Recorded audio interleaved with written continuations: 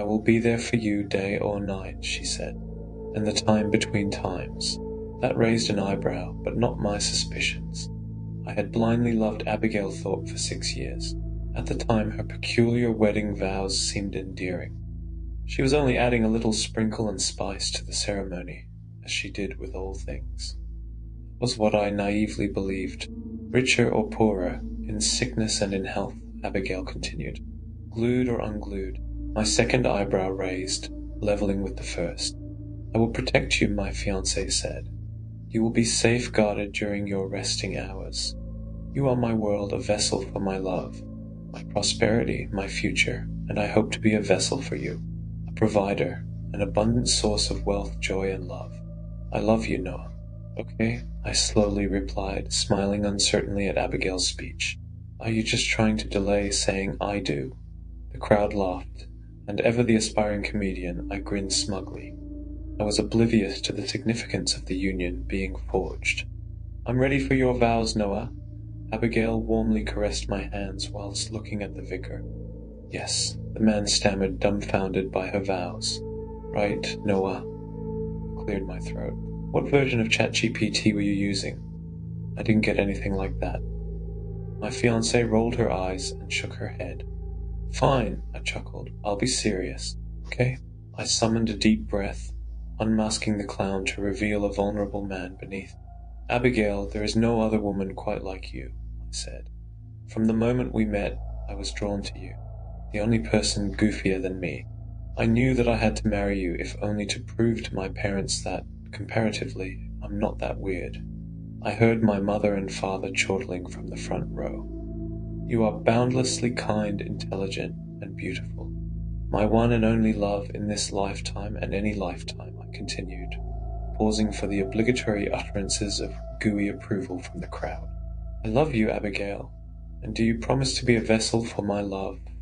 She pressed, fidgeting on the spot. That was the only odd question which didn't surprise me. It was a vow my fiancé had requested, that we would both be love vessels for one another. Abigail had always been a poet, all teasing aside, and I viewed her entire declaration as a typical Abby oddity. The vessel vow was no different. It was just her unusual form of love language. Something sort of innuendo, perhaps, I thought, stifling a grin. I promise to be a vessel for your love, I agreed. Once the words escaped my lips, I immediately caught a glimpse of something in Abigail's eye, the fleeting reflection of a shadow in the corner of the church. It had the shape of a man, a misshapen man, and it came with the sensation of my brain being painfully clamped. Only for a moment, but long enough to make me wince. Noah, the vicar asked, noticing my brief flinch. I'm fine, I muttered, shaking my head to free the pins and needles. Abigail smiled, but it was a faux smile, not the adoring one I'd come to know over the years. It is time for the declaration of intent. Do you, Noah Chapman, take Abigail Thorpe to be your lawfully wedded wife? The vicar asked. I do, I said, eye twitching as I wrestled with what felt like ethereal fingernails digging into my skull. And do you, Abigail Thorpe, take Noah Chapman to be your lawfully wedded husband? The vicar asked. I do, my fiancée nodded, lips bending ever upwards. Then, by the power vested in me, I now pronounce you husband and wife. You may kiss the bride, the vicar said. The crowd roared with applause as my mouth met Abigail's pursed lips. Much like her smile, much like that entire ceremony, it was nothing like any other kiss we'd shared. I had never felt both warm and cold from her touch. I'd never felt that way from anything. It was the happiest moment of my life, yet it was clouded by trepidation, a clinging fear. But what followed was not horror. My wife and I began a whirlwind romance, a relationship deeper than the one we had prior to marrying, that swiftly flushed any doubts down the drain. A slight blip on our wedding day must have been jitters. That was what I chose to believe. A cliché, but one that made the most sense. The first bump in the road came a month down the line. The topic of our living situation arose for the 100th time. From her late parents, Abigail inherited the family home and a sizable plot of land. She wanted us to move there, understandable of course. However, I resented the idea of her relatives viewing me as a gold digger. Her great-aunt once made a chastising remark that stuck with me. "Everybody knows the Thorpe name," she huffed to Abigail. "Got my eye on you, Chapman." The implication infuriated me. I was already financially stable before meeting Abigail. I worked as a senior software engineer. I didn't need the Thorpe fortune. "The house is yours," I told my wife. "Do what you want with it, but don't feel that you have to include me. It's your inheritance. I'd rather not move into that place." Abigail groaned. "Stop being so stubborn, Noah. It's not a handout, okay? We're married. What's mine is yours." "Well, what about Chris?" I pointed out. "Isn't he interested in it? Does he not resent your parents for leaving the estate to you? He inherited a sizable sum of money, the yacht, and the lake house," Abigail said. "My brother received just as much wealth as me." "Does he see it that way?" I asked. "After all, we are talking about Thorpe Manor. That's your family's heritage." "Heritage? Oh, please. Chris only cares about money." My wife laughed. "You need to get over this, Noah. Nobody is going to despise you for living in that house with me. Get my great-aunt Gertrude. She's a bitter old woman, an aunt, might I add, whom my mother hated. Arguing with Abigail was like chewing skirt steak. It was tough, and it ended with joy. Naturally, I eventually buckled and agreed to move to Thorpe Manor. In fairness, Abigail was right. I was being stubborn. I admit my flaws. Pride is one of them. In truth, I did want to move there. The property was one of unbeatable splendor, and I was secretly jubilant at the prospect of living in a manor. Marital bliss resumed. All seemed well for the following few months. Better than ever before, as I said. I forgot all about the argument and the strangeness of our wedding day. And then came the migraines. Much like the day of the ceremony, electric shocks filled my head. Brain zaps. They flared up during the mornings, mostly. But the dull pain sometimes persisted throughout the day, and there were other health issues. No matter how much I slept, I was perpetually fatigued, hazy-brained, living life on standby mode. It felt as if I were lugging a plumper brain around, to the detriment of my thinking ability. And that was strange, as I had never been the type to feel excessively tired. I was a night owl, but suddenly I seemed unable to stay awake past 10 in the evening. Nothing noticeable in my lifestyle had changed. "Are you okay, sweetie?" Abigail asked. I sighed heavily. I feel tired," my wife finished. "Lie down for a little while, honey. I'll cook dinner tonight." "No, I said I'd do it. Don't you have to prepare for that presentation in the morning?" I asked. But Abigail shushed me, and I thanked her, giving her a tight squeeze. Then I waddled duzzily to the manor's spacious lounge, picking one of the 3 sofas to rest my weary, weighty head. I slumped onto a cushion, and my body tumbled immediately into the land of Nod. But my dreams were feverish, the eccentric, surreal nightmares of a body running on fumes. When the body viciously reboots itself after countless sleepless nights, the mind runs wild, and this wasn't my first fever dream since moving to the manor. Just as it wasn't the first time I'd seen the man in the corner of my sleep-fueled visions. The man with grey eyes and no other features on his face. I woke from my nap around 6:30 in the evening. I'm sure I would have slept until dinner was ready, but the sound of an agitated conversation disrupted my rest. "You need to leave," Abigail urged. "It's far too early for you to be." "He's asleep," a man's familiar voice interrupted. "Let's do it now. I'm growing impatient." "No, dinner's nearly ready," my wife huffed. "He'll be waking up soon. There'll be time later." "Fine," a woman grunted. "At the midpoint, then." "At the midpoint," Abigail said. I squeezed my eyelids together, body trembling as I tried to decipher the coded conversation. I was racking my brain to pinpoint those voices. I was distracted during dinner. I wanted to confront Abigail about the mysterious visitors who left before I pretended to wake up. Of course, she would have known that I'd been eavesdropping. Something about the nature of their talk set me on the back foot. I felt exposed. Abigail had never made me feel exposed before. When we finally went to bed, I stayed awake with my eyes firmly shut. I anxiously awaited whatever scheme Abigail and her unknown accomplice had in store. I channeled my inner night owl, and I wasn't worried about nodding off. Nerves will keep me awake, I decided, as would the thunderstorm which brewed outside. However, I was baffled to be woken by my alarm clock around 7 in the morning. I'd failed to resist the pull of sleep, and the sinister connotations of that fact were starting to dawn on me. The exhaustion, the excruciating headaches, the strangers in our home, something was uneven. And on this particular morning, there was something else. The legs of my joggers were dirty and sodden. Have I been sleepwalking outside? I wondered. I wasn't convinced, so I resisted the urge to mention anything to Abigail. It was all connected somehow. My wife had something to do with it, and I devised a way to find answers. I would film myself, see whether I'd been getting up in the middle of the night, going for strolls, repeatedly bludgeoning my head perhaps. There had to be a logical explanation for everything. Even the conversation.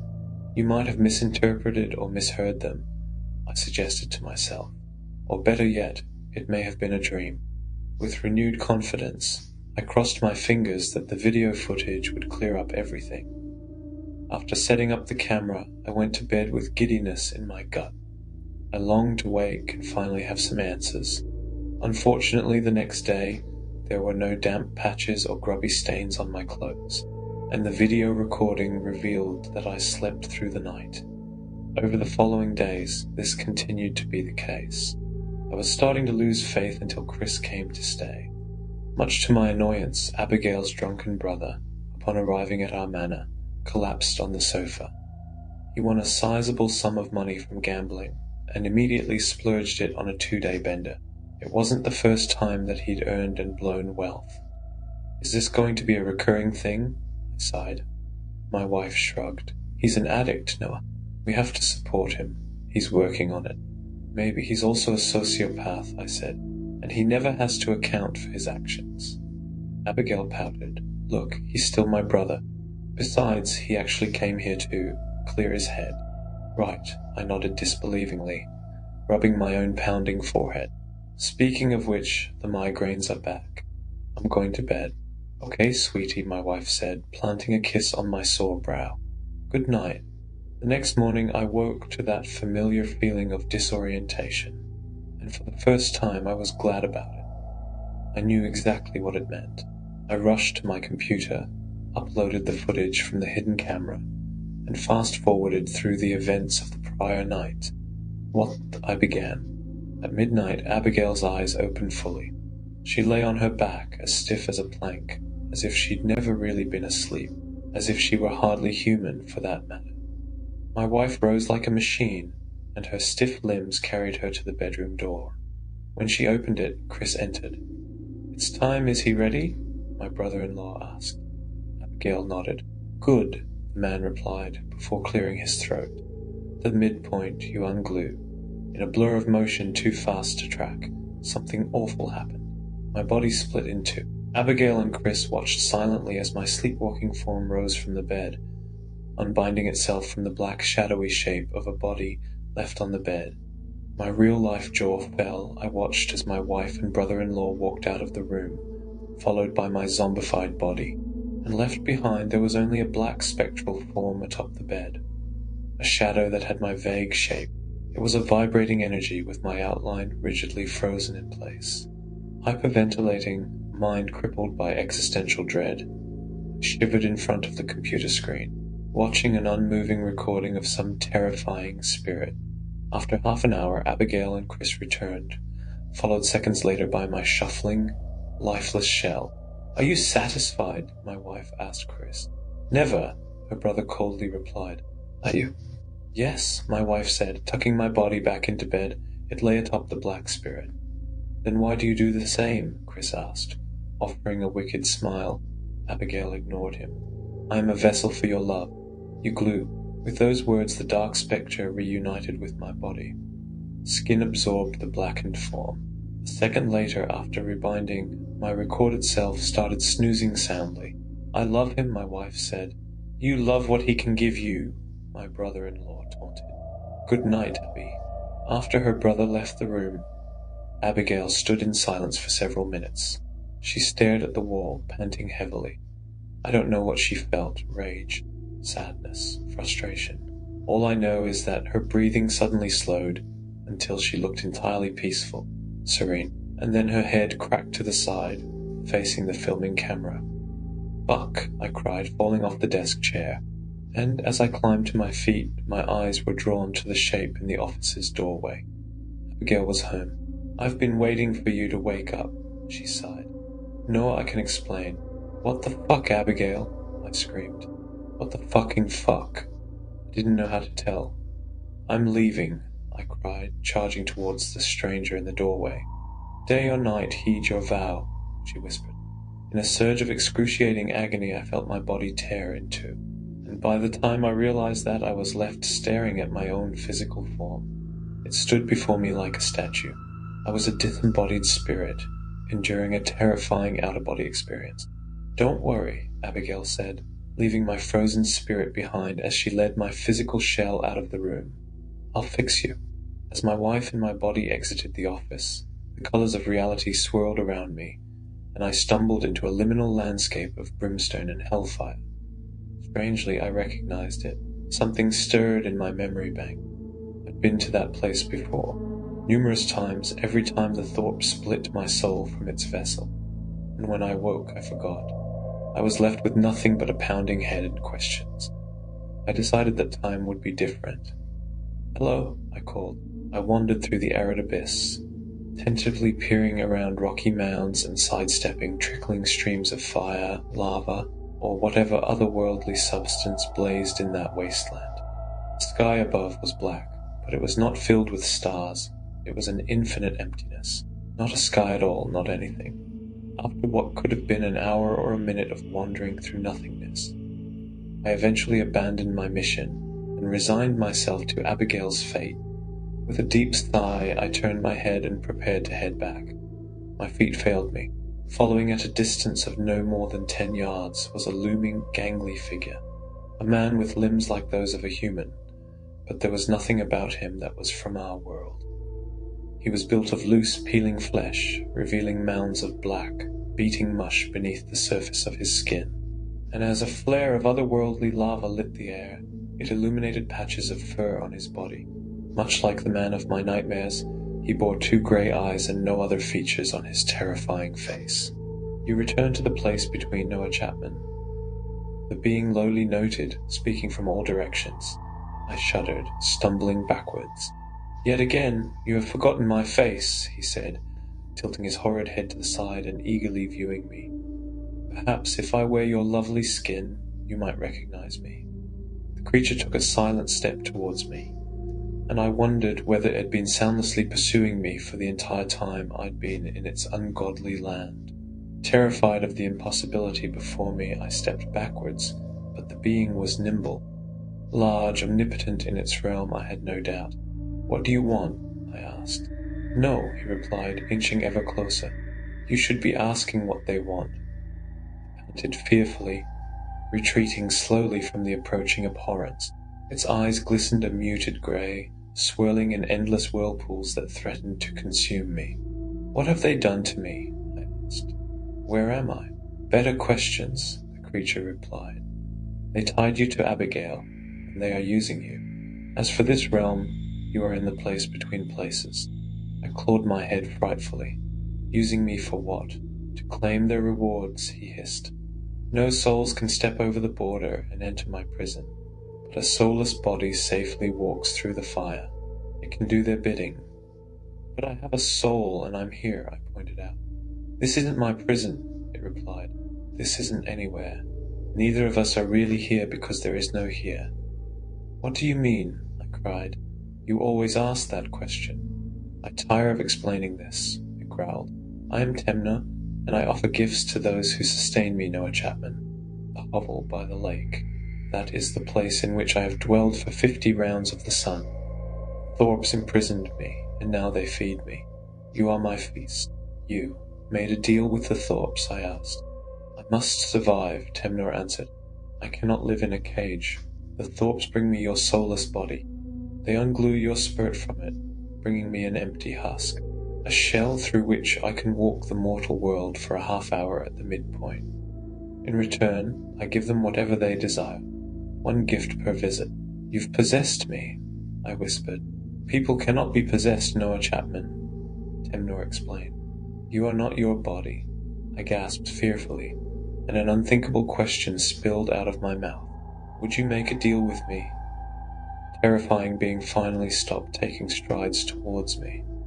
He surveyed me with great interest, crinkling his featureless face in a way that almost had the appearance of a direful smile. You have never asked that before, Noah Chapman, it replied. What manner of deal? I stammered, searching for the words. I want freedom from the Thorpes, freedom from you, this place, all of it. And in return, it asked, if not your body, I require something else. Gulped. I don't have the stomach to sacrifice another human to you, even a cruel one. Oakwood, Temnor said. I paused. Oakwood? Yes, it continued. The Thorpes denied my request. I do not need much, just a taste. Why? I cautiously asked. It will unbind me from my prison, Temnor said, and they do not wish to unbind me. They need me endlessly, again and again, for all of their selfish desires. I won't imprison you, I replied. I only need one thing from you. We need the same thing, it seems, Temnor noted. Freedom, such sickly poetry. I am curious, however. Why haven't you ever fetched Oakwood for yourself? I asked. You've used my body as a vessel to leave your hovel on numerous occasions. I am bound by rules, the being hissed. Do we have a deal, Noah Chapman? Yes, won't I forget this? I asked. As we speak, Abigail's taking my body to the lake. Yes, Temnor said, I sense her nearing. I shall have to leave this purgatory. And as she always does, she will ask that I make you forget. Will you bring me the Oakwood if I lie? I shuddered and nodded. By the midpoint, it continued. I nodded again. Very well, Temnor growled. I will ensure that you remember. I screamed as my soul was swept away by a swirl of blackness, in which the horrifying entity merged with its surroundings. After an eternal plummet, I felt grounded, physical real. And I realized that the blackness was, in fact, the inside of my eyelids. When I opened them, my soul had returned to its body. I was back in the real world, lying in bed, in the real time, not the one between. Good morning, a peppy voice called, startling me. I turned to face the ensuite door, and my wife was beaming at me with a toothbrush in her mouth. She asked Temnor to wipe my mind, and I had to play along with that notion. It took tremendous willpower, but I smiled. Morning, I croakily replied. Well, afternoon, actually. My wife chuckled. How's your head feeling? Better, now you've slept it off. Strangely, I did feel better. I wondered whether Temnor's induced amnesia had been giving me the migraines. I also realized that it was the same day. Hours had passed, but Abigail was simply pretending nothing had happened. And when I looked to the hiding spot on a nearby shelf, I noticed my camera wasn't there. She asked him to make me forget about filming myself too, I realized. What do you want to do today? Abigail asked.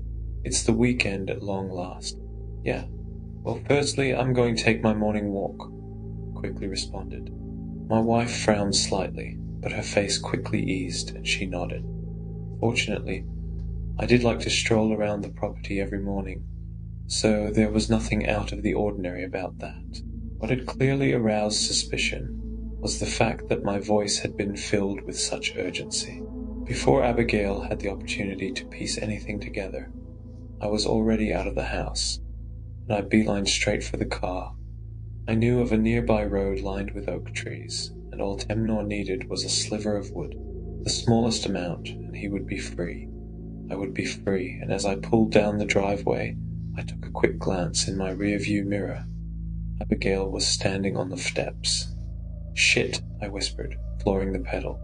She knew I was lying. She could read my face, and I knew that she was smart enough to figure out what that meant. But it was fine, I got away. In fact, I shouldn't ever return, I thought. She can't have my body if I run. She can. Temnor's unmistakable voice whispered. Wherever you go, she can summon your vessel at the midpoint. I creaked fearfully at the sudden sound in my head, and my eyes were drawn to the property's passing lake. It lay just beyond a small cluster of trees, the small forest, and my body drained of all warmth when I spotted a lurking shape in the pines, long-limbed, grey-eyed, and not quite human.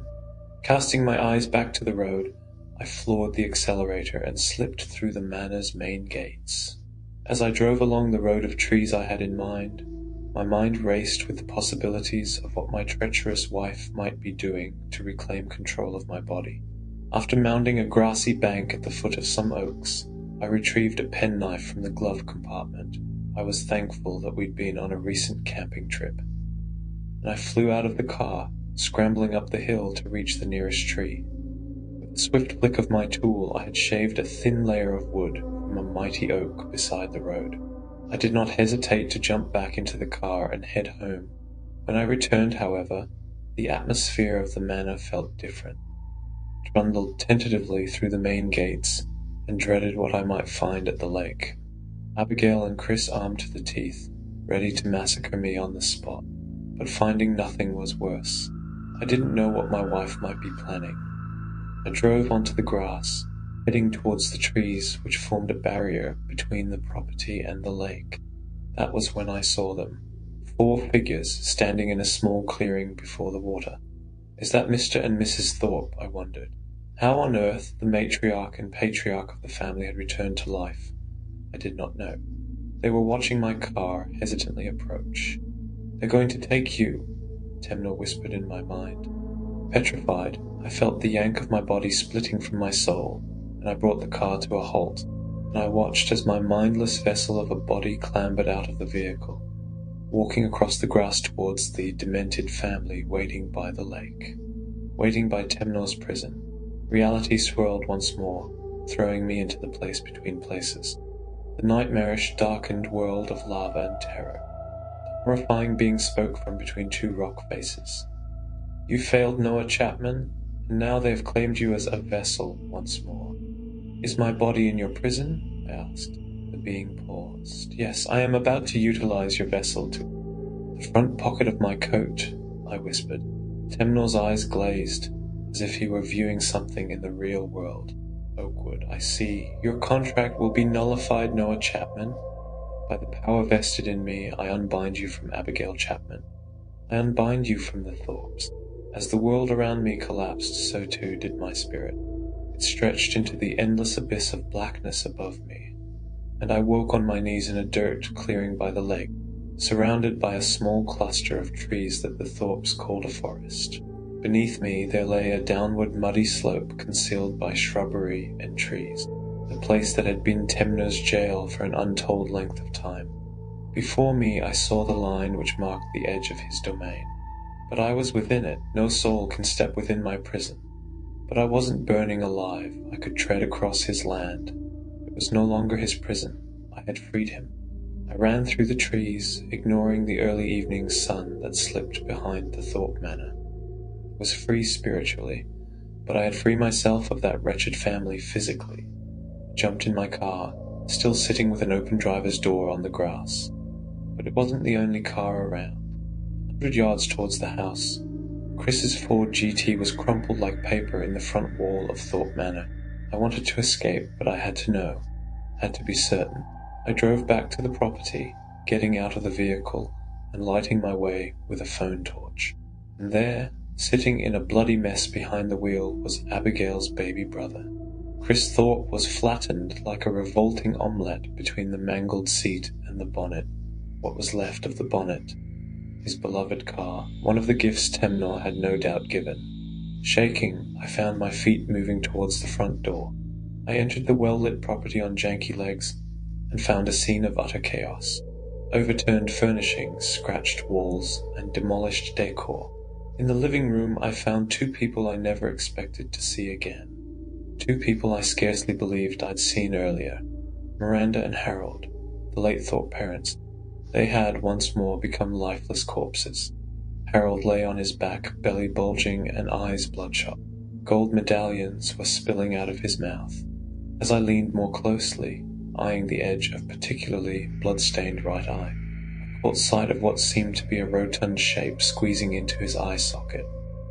His entire body had been filled to the brim with coins. the wealth he no doubt acquired through sordid means. And Miranda lay beside him, her body compressed into a gut-spilling mess. She had been constricted by the lavish dress she wore, a dress stained red, and somehow not torn at the seams. It had torn her at the seams. Abigail, I muttered. She was the real reason I returned. In spite of the horror she and her family had inflicted upon me, I still loved the woman. I still had to know what became of her. Temnor had slaughtered the others. I knew he wouldn't have spared her, and when I reached our upstairs bedroom, my suspicions were confirmed. However, the scene was not what I expected. My wife was still alive, but horribly so. In our bed, Abigail lay in a wheezing state. She had aged beyond the years of any mortal being, aged beyond comprehension, to the extent that it seemed cruel for Temnor to keep her alive, a punishment worse than anything the others had experienced.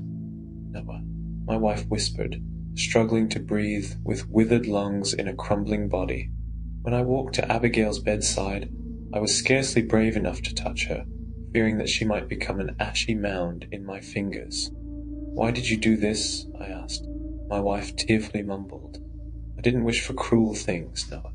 You have to. You did a monstrous thing to me," I interrupted. "You stole my body, my soul, made me a pawn that you could throw into the lion's den. Money that Dad spent poorly. Pretty things that turned Mum cold and callous. Successful investments that Chris squandered on hedonism and cruelty to others." She coughed. "But I only wanted to bring them back. Mum and Dad, and then I. Well, I wanted you to love me forever. I wanted us to be together forever.